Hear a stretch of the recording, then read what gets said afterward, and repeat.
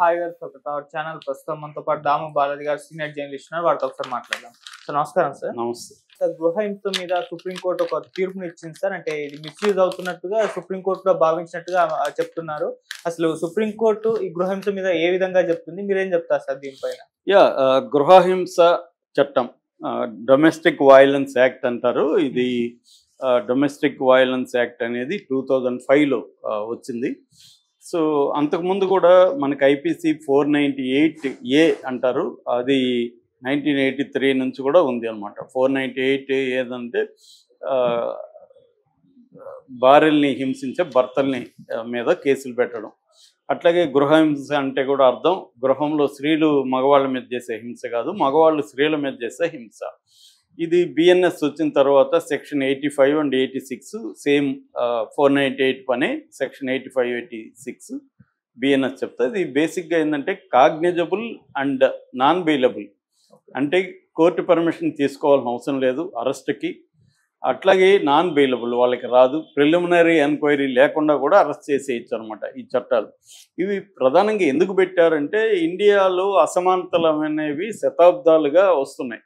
అది కులానికి సంబంధించిన అసమానతలు కావచ్చు, జెండర్కి సంబంధించిన అసమానతలు కావచ్చు. అంటే మన దేశంలో అధికారం, డబ్బు, సంపద, ఆ తర్వాత జ్ఞానం, ఈ మూడు కూడా ప్రధానంగా కులాధారిత జెండర్ ఆధారితంగానే ఉండేవి. ఎందుకంటే వేదాలు లేకపోతే పురాతన జ్ఞానం స్త్రీలు చాలా తక్కువ మంది ఉంటారు. మనకి గార్గి ఇట్లాంటి వాళ్ళు కొంతమంది పేర్లు కనబడతాయి కానీ తక్కువ.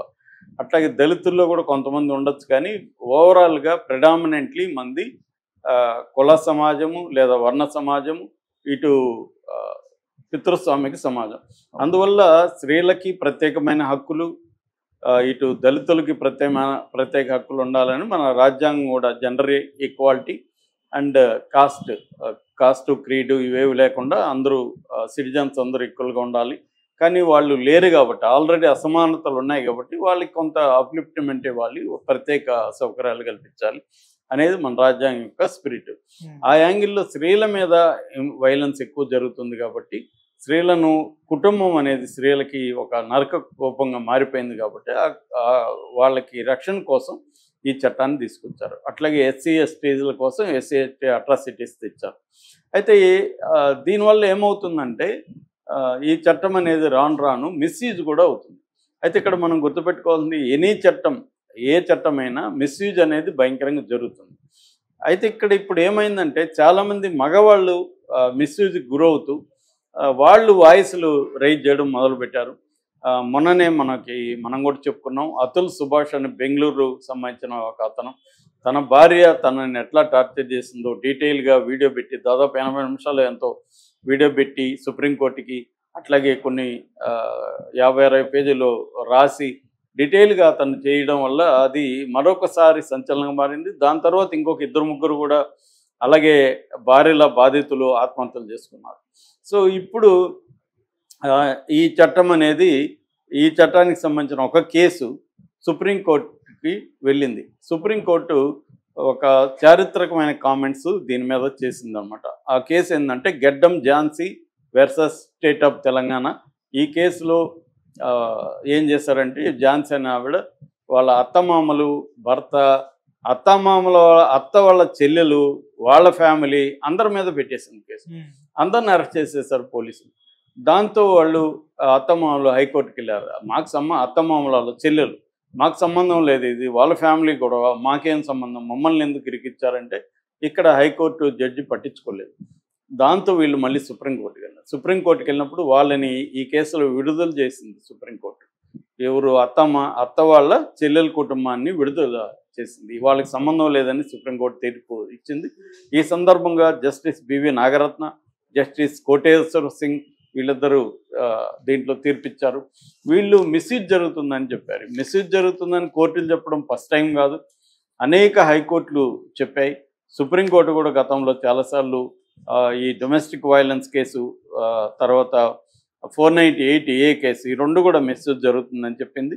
ఈవెన్ మనకి ఎన్సీఆర్బీ డేటా చూసినా కూడా, ఎన్సీఆర్బీ డేటా 2012లో దాదాపు 2 లక్షల మంది మీద తప్పుడు కేసులు పెట్టారని ఎన్సీఆర్బీ చెప్తుంది. అందులో ఓన్లీ 15% మాత్రమే 2 లక్షల కేసులు పెడితే ఓన్లీ 15% మాత్రమే కన్విక్షన్, మిగతా వాటికి కన్విక్షన్ లేదు, అంటే దొంగ కేసులు అనేది చెప్తుంది. అయితే దీన్ని వ్యతిరేకించే ఫెమినిస్టులు కావచ్చు, మిగతా హక్కుల గ్రూపులో చెప్పేది ఏమంటే కన్విక్షన్ పడకపోవడానికి దొంగ కేసులే కానక్కర్లేదు, రియల్ కేసుల్లో కూడా చాలామంది కన్విక్షన్ ఇండియాలో పడదు. ఎందుకంటే మన లీగల్ సిస్టమ్ అలా ఉంటుంది. అలాగే సాక్షులు మారిపోతుంటారు, సాక్షులు ఫిరాయిస్తారు, సాక్ష్యం చెప్పరు, ప్రూవ్ కాదు కోర్టులో. కాబట్టి కన్విక్షన్ పడనంత మాత్రాన జరగలేదని కాదు. ఇప్పుడు హత్య కేసుల్లో కూడా కన్విక్షన్ పడట్లేదు, అంత మాత్రాన హత్య జరగలేదని ఎలా చెప్తాం? హత్య అయితే జరిగింది, కన్విక్షన్ పడదు, హత్య చేసినవాడు తప్పించుకుంటాడు. కాబట్టి హత్య జరగలేదు అని మనం వాదిస్తామా? అలాగే కదా ఇది కూడా అని అంటున్నారు. అయినప్పటికీ కూడా మనకి ఈ మధ్య కాలంలోనే అనేక కేసులు బయటకు వస్తున్నాయి. నేను కూడా నా పర్సనల్ లైఫ్లో కూడా చాలామంది డొమెస్టిక్ వైలెన్స్లు నాకు తెలిసిన వాళ్ళు నా ఫ్రెండ్స్ మీద కూడా పెట్టిన సందర్భాలు ఉన్నాయి. వాళ్ళు దొంగగా కేసులు పెట్టి, ఆడేమి ఇతను డొమెస్టిక్ వైలెన్స్ చేసి ఉన్నాడు, అయినా కూడా ఇతని మీద ఎందుకు పెడుతున్నారు అంటే ప్రధానంగా ఆస్తుల కోసం, వాళ్ళ మాట నెగ్గాలనే దానికోసం, వాళ్ళ భరణం ఎక్కువ డిమాండ్ చేస్తే వీడు ఇవ్వకపోతే, లేదు వాళ్ళ పిల్లల మీద వాళ్ళ హక్కుల కోసం, ఇలాంటి కారణాలతో వీడిని కంట్రోల్ చేయాలి అని చెప్పి ఒక గ్రడ్జ్ పెంచుకొని, లేదా డబ్బుల కోసం వీళ్ళు ఏం చేస్తున్నారంటే భర్తల మీద అవసరం ఉన్నా లేకపోయినా పెట్టాడు. భర్త మీద పెడితే వాడు ధైర్యంగా వెళ్తాడు జైలుకి. కాబట్టి వాడిని ప్రెజర్ చేయాలంటే వాళ్ళ వాళ్ళ అమ్మ నాన్న పెద్దోళ్ళు ఉంటారు, వాళ్ళ అమ్మ నాన్న మీద కాదు, భర్తకు సంబంధించిన చెల్లెలు, అక్కో, తమ్ముడు ఉంటే వాళ్ళ మీద, వాళ్ళ ఇంకా బంధువులు ఉంటే వాళ్ళ మీద, ఇలాగంతా పెట్టడం వల్ల వాడి మీద ప్రెజర్ వస్తుంది, మన కంట్రోల్లోకి వస్తాడని లాయర్లు కూడా అవన్నీ చెప్పిస్తారు వాళ్ళకి. ఇలాగ పెట్టండి, ఇలాగ పెట్టండి, ఈ కేసులు పెట్టండి, ఇలాగ పెట్టండి. ఎప్పుడైతే లాయర్ల దగ్గర పోతుందో వాళ్ళు డబ్బులు లాగుతారు, భరణం గిరణం వీళ్ళకి వస్తుంది కాబట్టి దాంట్లో నుంచి వాళ్ళు వాటా లాగుతారు. కాబట్టి వాళ్ళ ప్రొఫెషన్ అది. వీళ్ళు ఏం చేస్తారంటే ఇది కేసులు పెట్టాడు అంటే వీడు ఆస్తిని కొట్టేసే దానికోసం, ఆస్తిలో వాటా వీళ్ళకి లీగల్గా రాదు కాబట్టి ఇల్లీగల్గా లాగాలంటే వాడిని ప్రెజర్ చేయాలి. నీ మీద కేసు పెడతా, నువ్వు నాకు ఎంత ఇవ్వు. అతుల్ సుభాష్ విషయంలో ఇదే జరిగింది. ప్రతి కేసుకు ఆమె ₹1 కోటి డిమాండ్ చేసింది. కేసు పెట్టడం, ₹1 కోటి ఇస్తే కేసు విత్డ్రా చేసుకోవడం, లేకపోతే లేదు.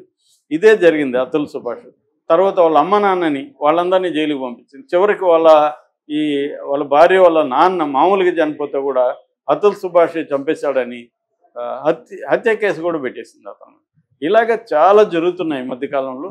అందువల్ల ఇప్పుడు సుప్రీం కోర్టులు కూడా కన్సర్న్ ఎప్పుడు చూపిస్తాయంటే సమాజంలో అది మిస్యూజ్ అనే పర్సంటేజ్ పెరుగుతున్నప్పుడు ఖచ్చితంగా దాన్ని బ్యాలెన్స్ చేయాల్సి ఉంటుంది. మిస్యూజ్ ఎక్కువ పెరిగేటప్పుడు రియల్ బాధితులు, నిజానికి ఇప్పటికి కూడా 90% స్త్రీల మీద దాడులు, స్త్రీల మీద అత్యాచారాలు అవే జరుగుతున్నాయి. కాకపోతే డేటా ఏం చెప్తుంది, ఫ్యామిలీ రిలేటెడ్ కారణాలతో మగవాళ్ళు చనిపోతున్నారు ఎక్కువ. స్త్రీల కంటే కూడా ఆత్మహత్యలు ఎక్కువ మగవాళ్ళలోనే ఉంటున్నాయి ఇండియాలో. ఈ మగవాళ్ళు కారణాలు ఏంటంటే ఫ్యామిలీ రిలేటెడ్. కానీ దాన్ని ఎలా వక్రీకరిస్తున్నారంటే మ్యారేజ్ రిలేటెడ్ కాదు, మ్యారేజ్ రిలేటెడ్ 2-3%, ఫ్యామిలీ రిలేటెడ్ 30%. అంటే కుటుంబంలో వచ్చే వివిధ సంక్షోభాల వల్ల మగవాళ్ళు ఆత్మహత్యలు చేసుకుంటున్నారు.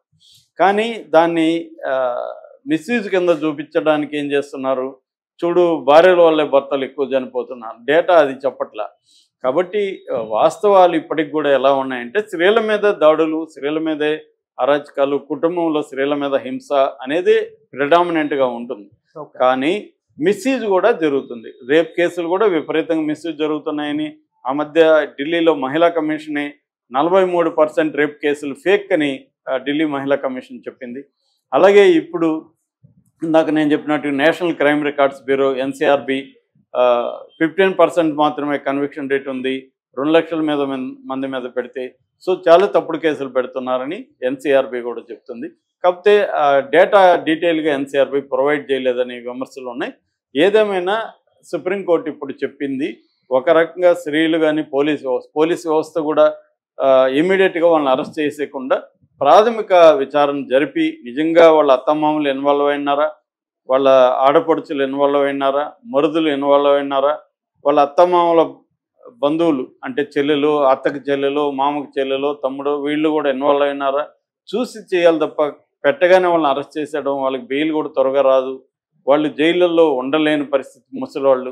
ఇటువంటి అంటే రివర్స్ హరాస్మెంట్ అనేది స్త్రీలు భార్యలు భర్తలను అరెస్ట్ చేయడం అనేది కరెక్ట్ కాదని సుప్రీంకోర్టు లేటెస్ట్గా వ్యాఖ్యానించింది. ఇది ఒక డ్రాస్టిక్ ఇదేగా మనం చెప్పుకోవాలి. Okay sir, thank you so much.